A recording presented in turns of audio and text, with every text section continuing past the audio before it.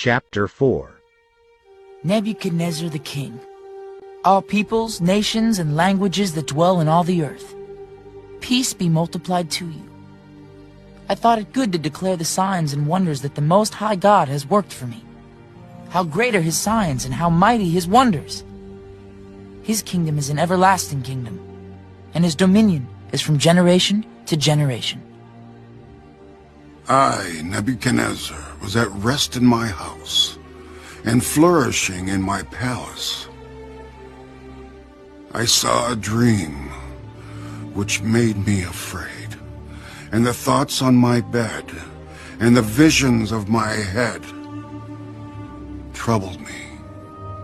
Therefore I issued a decree to bring in all the wise men of Babylon before me, that they might make known to me the interpretation of the dream.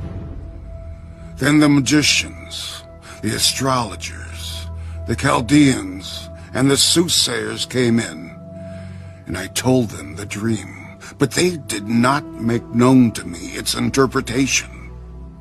But at last Daniel came before me. His name is Belteshazzar, according to the name of my God. In him is the spirit of the holy God. And I told the dream before him, saying, Belteshazzar, chief of the magicians, because I know that the spirit of the holy God is in you, and no secret troubles you. Explain to me the visions of my dream that I have seen, and its interpretation. These were the visions of my head while on my bed. I was looking, and behold, a tree in the midst of the earth, and its height was great. The tree grew and became strong. Its height reached to the heavens, and it could be seen to the ends of all the earth. Its leaves were lovely, its fruit abundant, and in it was food for all. The beasts of the field found shade under it. The birds of the heavens dwelt in its branches, and all flesh was fed from it. I saw in the visions of my head while on my bed, and there was a watcher, a holy one, coming down from heaven. He cried aloud and said thus, Chop down the tree and cut off its branches, strip off its leaves and scatter its fruit. Let the beasts get out from under it, and the birds from its branches.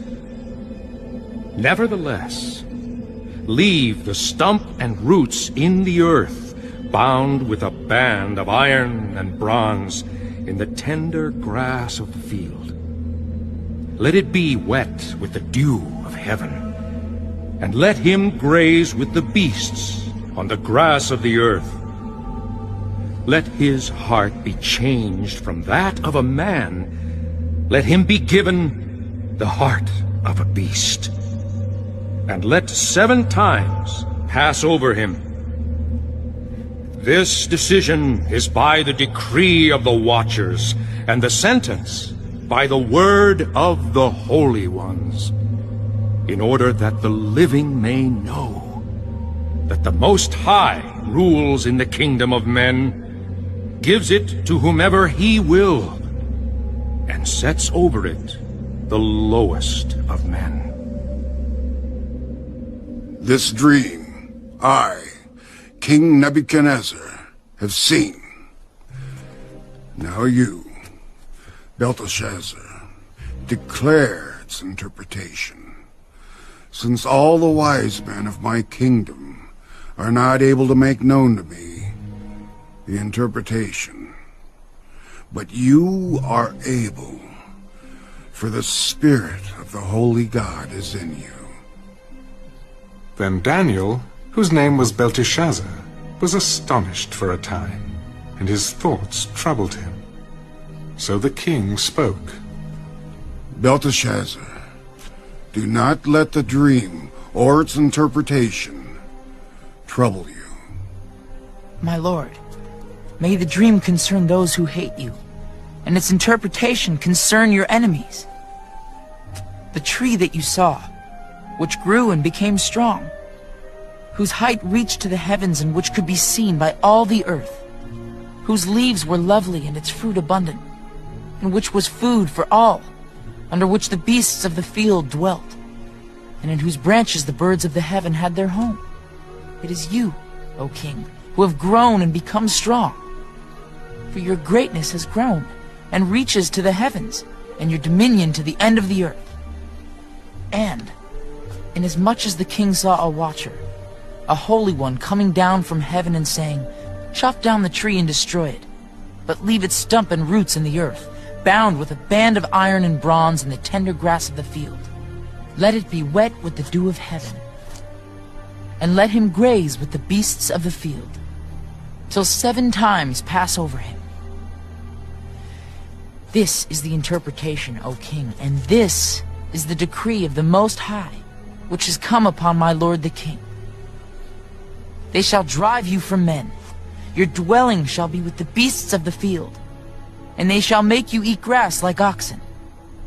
They shall wet you with the dew of heaven, and 7 times shall pass over you, till you know that the Most High rules in the kingdom of men, and gives it to whomever he chooses. And inasmuch as they gave the command to leave the stump and roots of the tree, your kingdom shall be assured to you, after you come to know that heaven rules. Therefore, O king, let my advice be acceptable to you. Break off your sins by being righteous, and your iniquities by showing mercy to the poor. Perhaps there may be a lengthening of your prosperity. All this came upon King Nebuchadnezzar. At the end of the 12 months, he was walking about the royal palace of Babylon. The king spoke.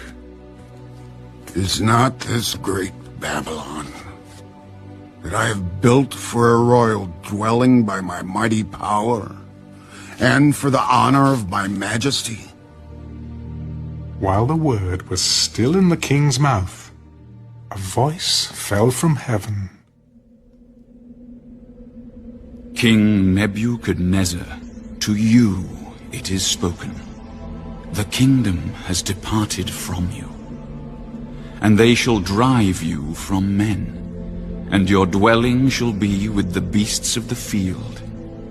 They shall make you eat grass like oxen, and 7 times shall pass over you, until you know that the Most High rules in the kingdom of men, and gives it